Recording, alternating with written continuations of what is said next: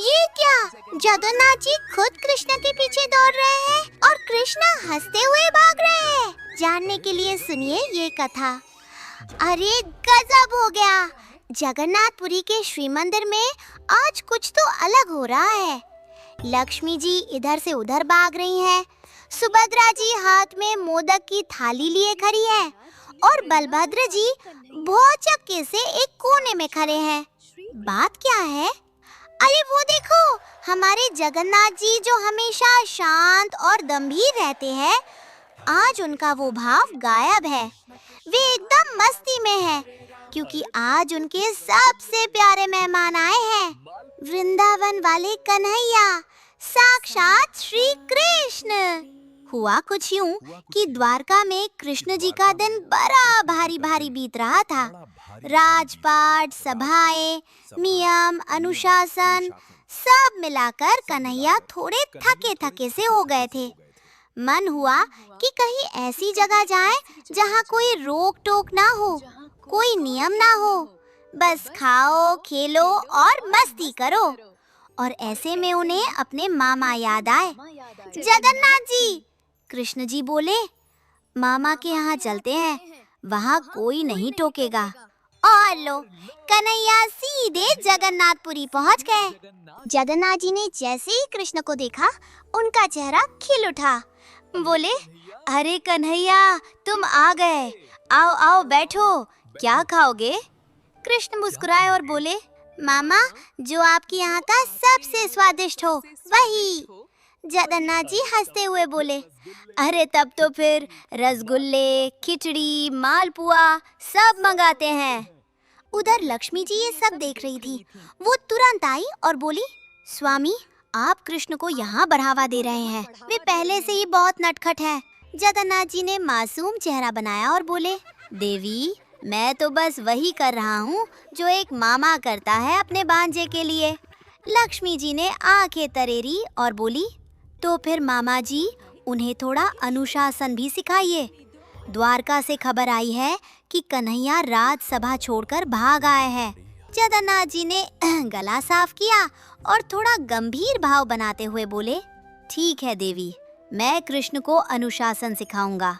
लक्ष्मी जी चली गईं और जैसे ही गई, जगन्नाथ जी ने कृष्ण की ओर देखा और दोनों एक साथ मुस्कुराए। कृष्ण बोले, मामा, अनुशासन वाली बात पर आप खुद हंस रहे हो।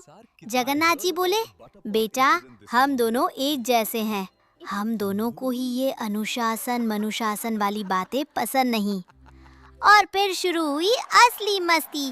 कभी रसगुल्ला, कभी मालपुआ, कृष्ण खाते जा रहे थे और जगन्नाथ जी भी साथ में खाते जा रहे थे। सुभद्रा जी बड़े चाव से परोस रही थी। उन्हें तो बस यही चाहिए था, भैया खुश और उनके भैया का भांजा खुश। बलभद्र जी एक कोने में बैठे थे और बड़बड़ा रहे थे, देखो इन दोनों को, एक तो पहले से ही नटखट है, दूसरा उसे और उड़ा रहा है। शाम को जब कृष्ण ने कहा, मामा, आज रात यहीं रुकूंगा, जगन्नाथ जी बोले, रुको, पूरा महीना रुको। अब रात आई। कृष्ण खेल खेल में आंगन में आ गए। सामने था जगन्नाथ जी का प्रसाद भंडार, तरह तरह की मिठाइयाँ, फल और ऊपर रखा एक बड़ा सा मटके में रसगुल्लों का ढेर। कृष्ण की आंखें चमकी। उन्होंने चुपके से एक रसगुल्ला उठाया, फिर दूसरा, फिर तीसरा। तभी पीछे से आवाज आई, कन्हैया। कृष्ण पलटे तो जगन्नाथ जी खड़े थे, पर उनके चेहरे पर गुस्सा नहीं था, मुस्कान थी। जगन्नाथ जी बोले, अरे चोरी करनी थी तो मुझे बुलाते, अकेले खाना ठीक नहीं। कृष्ण हंसते हुए बोले, मामा आप भी? जगन्नाथ जी बोले, और क्या, मैं भी चोर हूँ, माखन चुराने वाले का मामा हूँ, तो थोड़ा तो स्वभाव आया ही होगा ना मुझ में भी। और दोनों मिलकर हंसते हुए रसगुल्ले खाने लगे। अगली सुबह लक्ष्मी जी ने आकर देखा, भंडार आधा खाली। उन्होंने जगन्नाथ जी को देखा। जगन्नाथ जी बोले, देवी, कृष्ण को रात में भूख लगी थी। लक्ष्मी जी ने कृष्ण को देखा। कृष्ण ने मासूम चेहरा बनाया और बोले, मामी, रात में नींद नहीं आ रही थी। लक्ष्मी जी समझ गईं, दोनों ने मिलकर खाया है। उन्होंने आंखें बंद की, गहरी सांस ली और बोली, जय हो। एक को अनुशासन सिखाने भेजा था, दोनों मिलकर नटखट हो गए। दिन बीतते गए। एक दोपहर कृष्ण बोले, मामा आपसे एक बात पूछनी थी। जगन्नाथ जी बोले, पूछो। कृष्ण ने थोड़ा रुक कर कहा, मामा द्वारका में सब मुझसे बहुत उम्मीदें रखते हैं, कभी कभी बहुत भारी लगता है। जगन्नाथ जी शांत हो गए, थोड़ी देर चुप रहे, फिर बोले, कन्हैया जानते हो मेरे यहाँ इतने भक्त क्यों आते हैं? कृष्ण ने पूछा, क्यों? जगन्नाथ जी बोले, क्योंकि मैं उनसे कोई उम्मीद नहीं रखता। वो जैसे हैं मैं उन्हें वैसे ही गले लगा लेता हूँ, टूटे हुए को भी, थके हुए को भी। कृष्ण की आंखें भर आईं। जगन्नाथ जी ने उनके सिर पर हाथ रखा और बोले, बेटा तुम भगवान हो, ये सच है, पर तुम्हें भी आराम का अधिकार है। यहाँ आओ, खाओ, खेलो, हंसो, फिर जाओ। ये धाम इसीलिए है।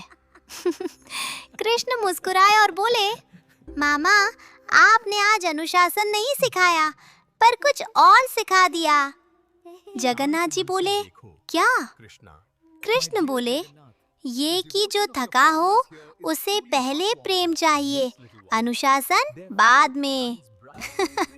जगन्नाथ जी ठहाका लगाकर हंसे और बोले, अब तुम मुझे ही उपदेश दोगे? कृष्ण भी हंसे। उस दिन जगन्नाथपुरी के आंगन में दो भगवान साथ बैठे, हंसते रहे, खाते रहे, और शायद यही उस धाम की सबसे बड़ी लीला थी। तो बोलिए, ऐसे मामा कहाँ मिलेंगे जो भांजी को डांटने की जगह खुद उसके साथ रसगुल्ले खाने बैठ जाए। यही तो है जगन्नाथ जी की लीला। यहाँ न कोई नियम है, न कोई शर्त, बस आओ, प्रेम पाओ।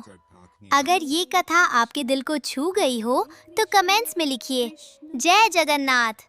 और ऐसी ही प्यारी प्यारी कथाओं के लिए चैनल को सब्सक्राइब करना मत भूलिए।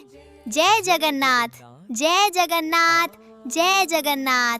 अगर आप मुझे और मामा जगन्नाथ की ऐसी ही मजेदार कथाओं में देखना चाहते हैं तो अभी दिव्यालोक स्टोरीज को सब्सक्राइब करें।